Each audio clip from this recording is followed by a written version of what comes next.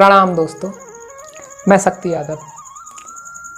इंद्रियां वशीकरण क्रम में ये चौथी वीडियो। आँख, कान, नाक के बाद अब नंबर है जिह्वा। जी हाँ, जिह्वा यानी जीभ इंद्री को हम किस प्रकार बस में कर सकते हैं। दोस्तों, भक्ति मार्ग पे चलने के लिए इस जिह्वा इंद्री को बस में करना बहुत ही ज़्यादा आवश्यक है, क्योंकि ये इंद्री जब तक स्वाद लेती रहेगी, जब तक ये तरह तरह के पकवानों में भटकाती रहेगी, तब तक व्यक्ति भक्ति मार्ग पे सही तरह से नहीं चल सकता। क्योंकि कहा है, जैसा खाओगे अन्न वैसा होगा मन, जैसे पियोगे पानी वैसी होगी पानी। तो इस जिह्वा के स्वाद के लिए किस प्रकार का भोजन करना है, किस प्रकार का पेय पदार्थ का सेवन करना है, वो इस वीडियो में इसके वशीकरण द्वारा बताया जाएगा। और क्या शुद्ध सात्विक भोजन है एक भक्त के लिए, वो भी बताया जाएगा। तो वीडियो में देर न करते हुए चलिए शुरू करते हैं।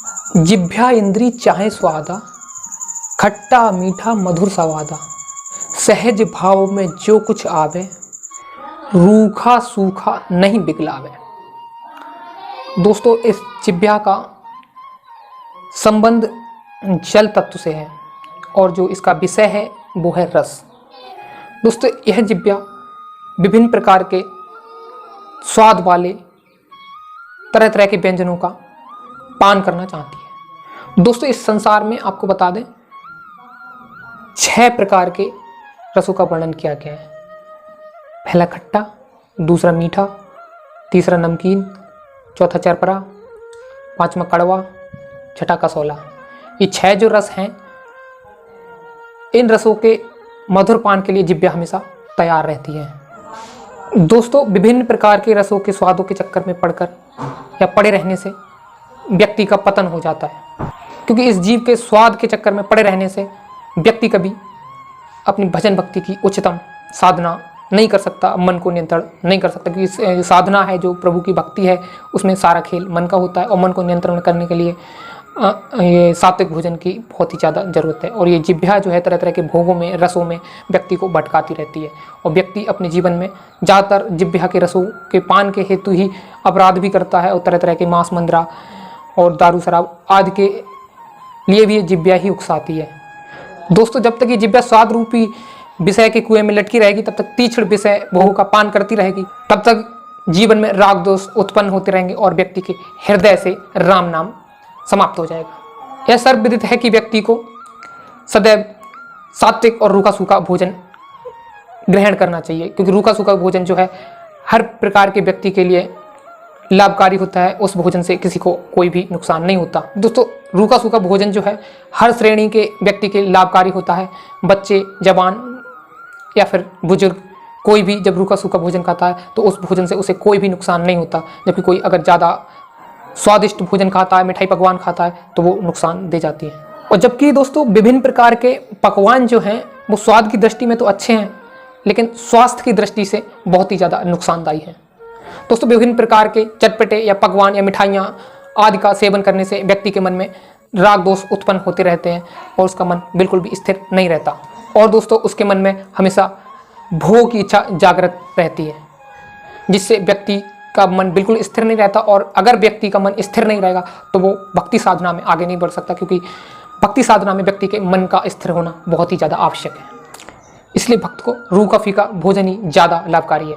इसीलिए एक भक्त को चाहिए उसे अपने कर्मानुसार हमेशा रूखा सूखा भोजन जैसा उसको प्रभु ने दिया है उसको ग्रहण करके संतुष्ट रहे, किसी दूसरे की चिकनी चुपड़ी देखकर अपने जी को न ललचाए। कहा भी है, रूखा सूखा खाए के ठंडा पानी पी, देख पर आई चुपड़ी मत ललचाए जी।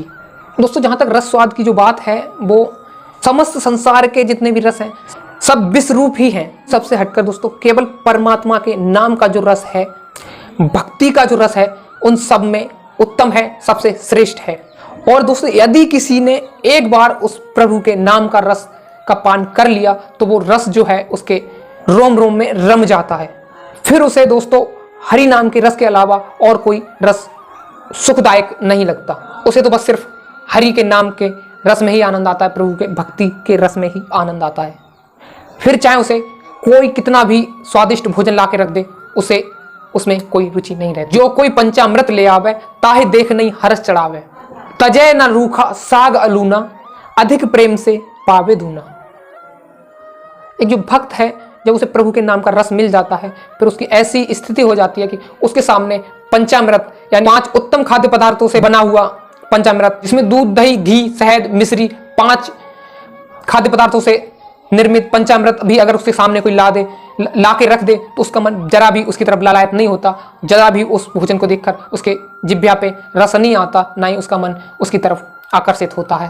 और दोस्तों ठीक उसके विपरीत अगर उसके सामने कोई रूखा सूखा साग, अलोना साग यानी बिना नमक वाला साग भी रख दे तो उसे उस पंचामृत के सामने वो अलोने साग को बड़े प्रेम से और भरपेट खाएगा उस पंचामृत की अपेक्षा। इतना इंसान बदल जाता है जब उसे प्रभु के नाम का रस मिल जाता है। दोस्तों भक्ति मार्ग में अगर सफलता चाहिए तो इन भोगों के, इन जो जिब्या के जो रस हैं, खट्टा, मीठा, चरपरा, नमकीन, कसौला और कड़वा, ये 6 जो रस हैं इनसे हमेशा दूरी बनाए रखिए, क्योंकि जो इन रसों से थोड़ा परहेज करता है उसी के मन में अच्छे विचार आते हैं, मन संतुलित रहता है और मन में विकार उत्पन्न नहीं होते और उसका मन स्थिर रहता है। और जब मन स्थिर होता है तभी भगवान की भक्ति के भजन में व्यक्ति आगे बढ़ सकता है। बिना स्थिर मन के इस भक्ति मार्ग में साधक साधना में बिल्कुल भी आगे नहीं बढ़ सकता, एक कदम भी आगे नहीं बढ़ सकता, तिल भर भी आगे नहीं बढ़ सकता अगर उसका मन नहीं रुकता है, मन स्थिर नहीं होता। सारा खेल साधना में मन का होता है। तो दोस्तों आज की वीडियो में इतना ही, हम दूसरी वीडियो में मिलते हैं जिसमें अगली इंद्रिय के वशीकरण के बारे में बात करेंगे। आप हमें पहली बार देख रहे हैं, अगर यदि आप हमें यूट्यूब पे देख रहे हैं तो हमारे चैनल को सब्सक्राइब कर सकते हैं, और अगर फेसबुक पे देख रहे हैं तो हमारे पेज को फॉलो कर सकते हैं। हम ऐसे ही वीडियो लाते रहते हैं।